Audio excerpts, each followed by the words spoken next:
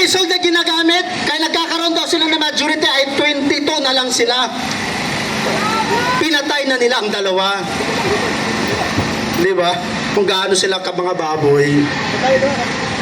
Ngayon, hindi sila magtatagumpay sa ICC, hindi sila magtatagumpay ng impeachment.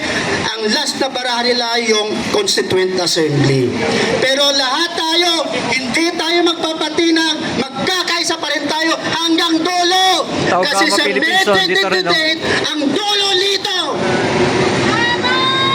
Nakikita nila ang survey from Mindanao. Nilalampaso sila. Nakikita nila ang survey sa Visayas. Nilalampaso sila. Ngayon, ang NCR ay lumalaban. Ginagawang pansimbag ang mga Duterte sa mga kababuyan na ginawa nila. Tag-ulan. Darating na. August, September, October. Pabahan na naman ang Metro Manila. Anak ni Tolfo, bilyon-bilyon ang flood control. Pero sa distrito niya, binabaha. Kaya pala siya atat na mag-take over sa Blue Ribbon Committee. Kasi sino ang nami-mention? Sino ang nabanggit ng mga Eden Marines kanina? Ano pangalan? Ano ang pangalan? Ulpo! Diba? Hindi na importante kung nakatala sa Senado ang hearing nila. So be it kung illegal ang ginawang hearing, ang pagdinig sa Blue Ribbon Committee kanina. Ibigay na natin sa kanila. Ang importante na ilahat sa itong bataang bayan ang totoong nangyayari sa bansa. Yun doon sila takot na takot. Pinahirapan, halos walang medyang pinapapasok, halos nagka-jam, walang signal, lahat tinatanggalan ng ano. Pero buti na lang, marami tayong nagmamasid, maraming nagsishare ng info doon sa hearing. Darating si Sibol, ang bukang liwayway at masisilayan din natin ang aninag ng araw sa May 2028. Mabuhay ang bansang Pilipinas, Luzon, Visayas, Mindanao. Huwag tayo magpapatalaw sa mga hilayong mga banyagang walang inatupag kundi manggigipit sa taong bayan. Mabuhay po tayo lahat. Okay, maraming salamat po kapatid na Chad. Ngayon, yung nawala ng cellphone ay yung aming senior citizen na magiting na natutulog dito. Andito na, may bumalik, may nagbalik. Alam naman natin, basta Duterte, hindi magnanakaw. Basta mga Duterte supporters, mga matitino ang utak. Hindi malilikot ang kamay. Kaya Nay, asan ka na? Mainit-init pa ang iyong cellphone. Asan na? Si Nanay po ay 26 days na ang kasama namin ditong natutulog. Salamat po. Maraming salamat sa nagsauli ng cellphone ko. Thank you very much. Okay, mabuhay ang lahat ng mga Duterte supporters. Partner, i-share ko lang kasi pumunta kami sa parking, napakalayo.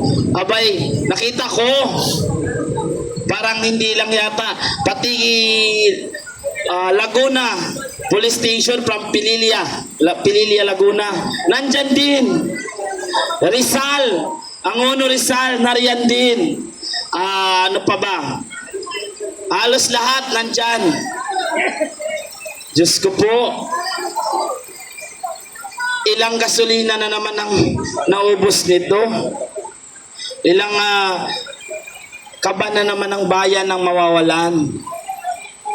Kaya ito po, although antok na ang aking mga mata dahil wala pang tulog, pero ito, tulad ng sabi ko sa iyo, Senator Tito Soto, na pag kinanta ka ng 18 Marines, kaming ordinaryong Pilipino ay magsasampa sa iyo ng kaso sa Ombudsman.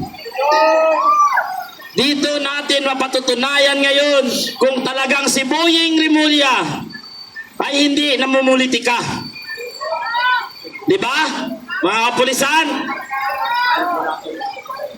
dito natin malalaman kung si Boying Rimulya ay hindi namimersonal dahil kami na mga ordinaryong Pilipino ay ang magsasampa ng kaso kay Tito Soto at kay Erwin Tulfo. Tingnan natin ngayon, hindi naman nila ito masabing kailangan pa nila ng original copy. Kasi may copy na sila, itong ginamit nila kay Jinggoy Estrada. 'Di ba? So, pag pinasa natin ito, pag pinabayaan ito ni Boying Rimulya, hindi niya sinampa sa Sandigan Bayan, dito natin mapatutunayan ngayon na si Boying Rimulya ay tuta ni Marcos. Dito natin mapatutunayan ngayon na si Boying Rimulya ay one-sided. Niluklok siya ni Presidente Marcos dyan sa posisyon para ipagtanggol ang lahat ng nagnanakaw sa kaban ng bayan na kakampi ng Administrasyong Marcos. Kaya mga kababayan, huwag tayong mapagod. Sa lahat ng hindi pa nakapunta dito, pumunta na kayo dito. Panahon na para magkaisa tayo. Labanan natin ang mapangaping administrasyong ito.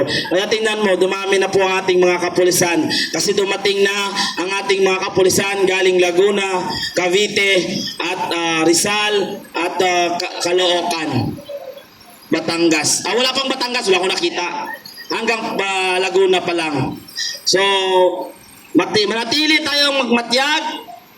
Bantayan natin ang demokrasya na atin kailangan mabawi at mabuhay ang demokrasya dahil ang demokrasya ng ating Pilipinas at kalayaan ngayon ay namatay, ay pinatay ng administrasyong ito. Kaya kay Eric, Thank you, Vince, for your update.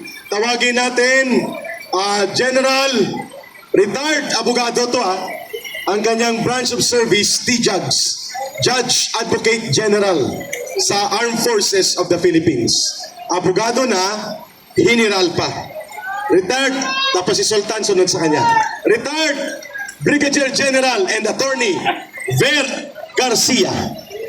Salamat po. Magandang hapon po sa inyong lahat. Nagulat pa kayo dun sa nangyari kahapon? Nagulat din ako Nabigla ako dun sandali. Sabi ko, paano nangyari? Bakit parang nagkabiglaan? Akala ko nakabuo sila ng 13. 12 lang pala. So nung nakita kong 12 lang sila, sabi ko, practice. Ika nga pang-inis. Mainis, matalo. Kasi yung ginawa nila kahapon, wa bisa, wa effect. Pero nung una, sabi ko parang akala ko dalawa yung lumipat Kaya di naka-13 sila. Kaya paminsan-minsan nakakagulat din. Pero pag na-realize mo, matatawa ka na lang. Nagpa-practice ng iinis. Ganito po kasi yun.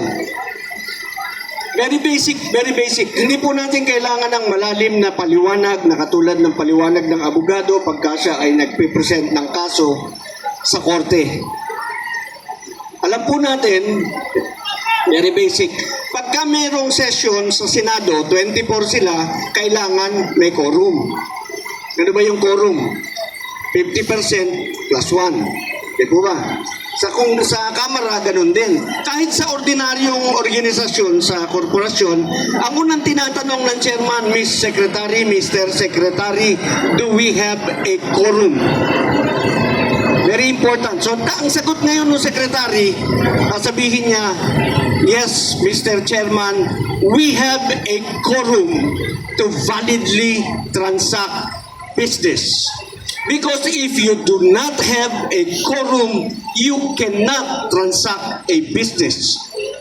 So because of that, very, very simple, very, very basic, madaling unawain ng lahat, pag wala kang quorum, you cannot transact business. Kung wala kang 13, hindi ka pwedeng mag-declare ng any position vacant. And therefore, yung eleksyon nila nung mga kung iba-ibang komite, pangarap lang po yun. Practice. Wala pong katotohanan yun. Wala pong bisa lahat yung ginawa nila kahapon. Panaginip. Ambisyon. practice. Ika nga mainis, matalo. Yan. So wala pong bagong Senate pro tempore, walang acting Senate President in the first in the first place, there is no such monkey in our Constitution and in the rules of the Senate called acting Senate President. Wala po yun. Palagi pong merong Senate President. Hindi po yun nawawala, wala pong pwedeng mag-acting. So lahat ng mga ibang komite, wala yun. Lalong-lalo na yung Blue Ribbon Committee na ambisyon ni Erwin Tulfo na pamunuan. Hindi niya po pwedeng pamunuan yun kasi isa siya sa iimbestigahan ng Blue Ribbon Committee sapagkat isa siya sa pinangalanan ng Brave 18 na tumanggap ng maleta. Una muna, ang tinanggap ni Erwin, sabi ng mga Marines, paper bag. Yung paper bag na pagka maraming laman ay napipigtas. Yun. Ang laman daw noon between 7 to 10 million yung paper bag, okay? So, tuwing matatapos yung session nila sa Kongreso, may pupuntahan silang opisina, lalabas doon, paglabas doon, may hawak na paper bag.